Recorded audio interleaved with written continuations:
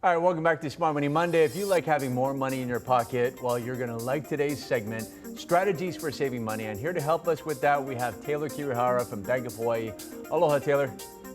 Aloha, Steve. All right, so a lot of us, we're great at spending money, not so much at saving it. Give us some keys to helping with this. Well, Steve, I have a few simple tips for people to consider. Okay, what's an area that we should start with? All right, well, let's start with food. Food?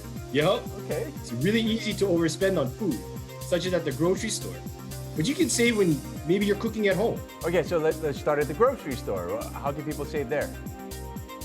Well, never go to the grocery store without checking your fridge and pantry first, and then making a list. There's really no point in buying items you already have. Also, this can keep you from making impulse purchases that might really add up. All right, how about when cooking the meal? Well, I suggest making larger quantities of food and then freezing the leftovers in individual servings. That way, when you don't feel like cooking, you just take one out and warm it up.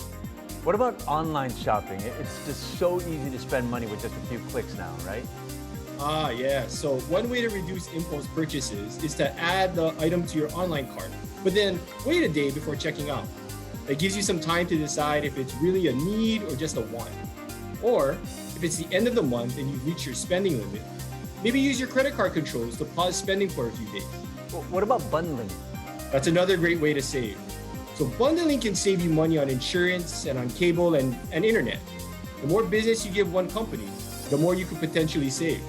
Yeah, and are a lot of us just spending too much of our money on subscriptions that we don't use? That's right. So do you even know which streaming services you're paying for? So find out which subscriptions you have, which ones you really need, and maybe which ones you potentially could cancel.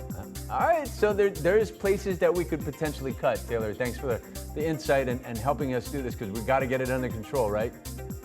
Absolutely, Steve. All right, thank you, Taylor, and thank you for watching Smart Money Monday.